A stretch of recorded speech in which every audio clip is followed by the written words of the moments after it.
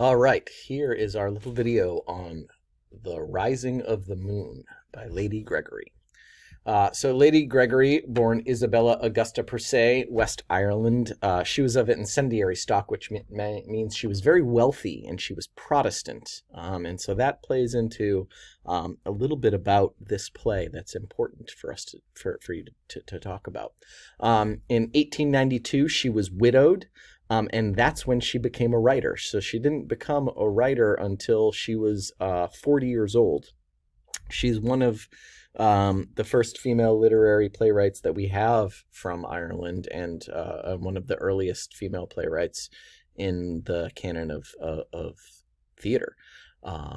She went on to help found the Irish Literary Theatre, which then became the Abbey Theatre in Dublin, which is still in operation today. And yeah, she started around between 40 and 50 years old. Some things about Rising of the Moon. It was first produced in 1907 at the Irish Literary Theatre, and it was based off of a relative's political documents that inspired this play. This play deeply questions the separation versus the union with England. After a very serious history of uprisings over the last 15 to 20 years of her life. And this was a really serious political statement for Lady Gregory to make because she was part of the upper class Protestant wealthy class in Ireland, which was very much aligned with English occupation. So for her to write this play talking about, the separation of England and Ireland was very, very, very controversial for her in her lifetime. So let's talk about the plot.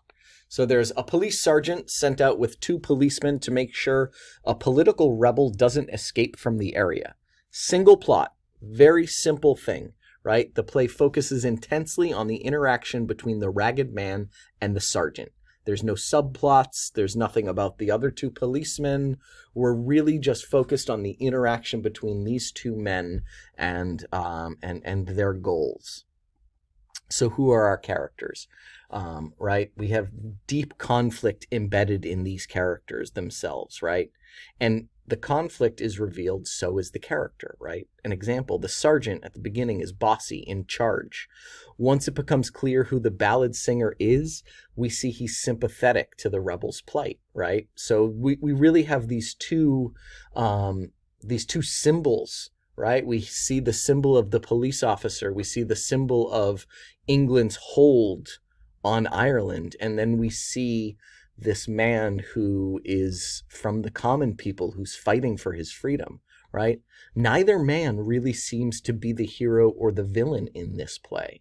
And I wonder if any of you found yourself rooting for either one to succeed and to come out victorious. I think that'd be something really interesting to hear in your writing. So what do our characters represent, right? Opposing forces in Ireland. Freedom and independence, which was the ragged man, the ballad singer, versus law and order, which is the sergeant, right?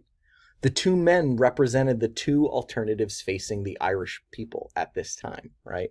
So we can accept the power of England and be in their pay like the sergeant and live a well-fed, comfortable life under England's rule, or you could follow the revolutionary path and risk prison, scorn, and poverty, right? The ragged man, because he has been reduced to poverty by his political choices and ideals, has chosen this life. And this is what has happened to him because he chose to fight for his freedom, right? So our basic setting. It's interesting. The setting comes from Lady Gregory's childhood. She grew up near the water, and she had she grew up in this northern part of Ireland, and the dialect was very specific to where she grew up. The scenery, right? The scenery that's called for is the dock with barrels and darkness. That's all she gives us. That's all we need, right? If we were producing this play, the one thing that you would need, but beyond all other things in terms of scenic elements or things on stage, would be the barrel. The barrel is very central to this play. What do the pieces of the setting mean, right? So the meeting of land and water is escape, right? So if we're not at the dock, the ragged man has no place to escape. The barrels could represent trade, right? The moonlight could represent the cloak for the rebel to be protected, right? Under the moonlight, the sergeant is more apt to bend the rules and let this man escape, right? And literally, the rising of the moon is a call for change in the Irish society. The dialogue, right? The dialogue uses a very fine, skilled sense of dialect.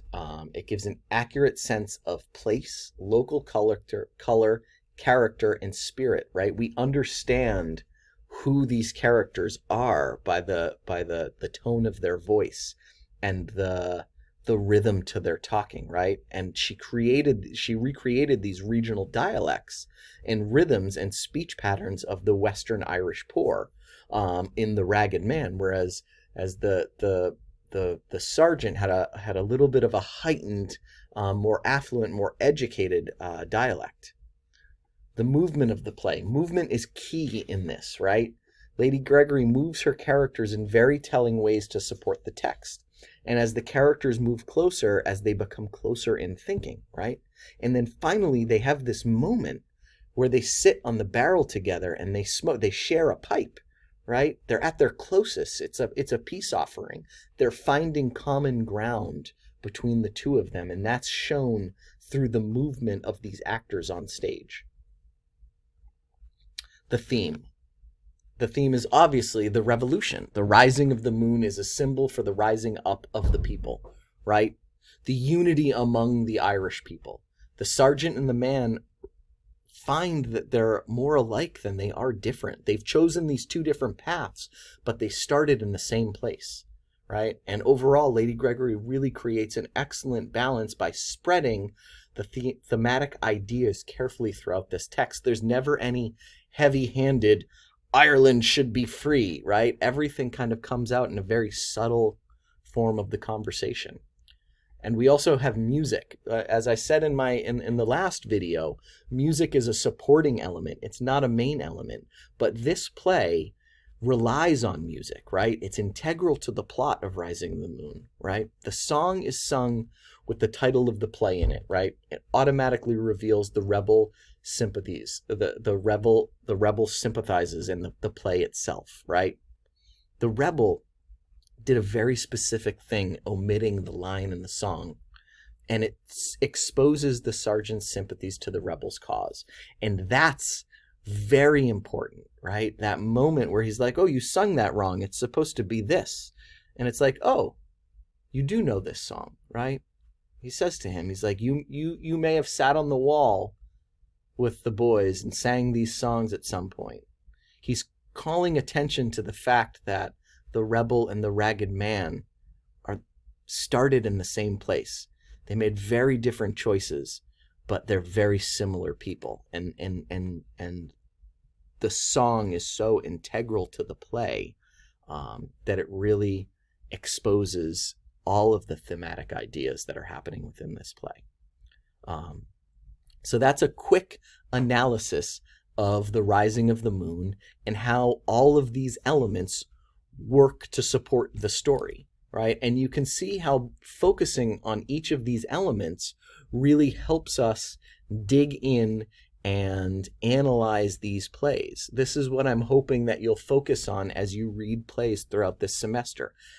How does the dialogue help the story? How does the setting help the story? How does movement help the story? Who are these characters and what do they represent? What's the plot?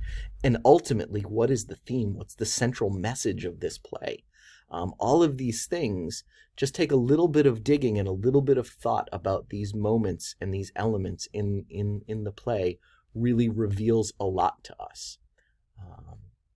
All right, you can move on to the discussion board and I will see you all in class. Thank you.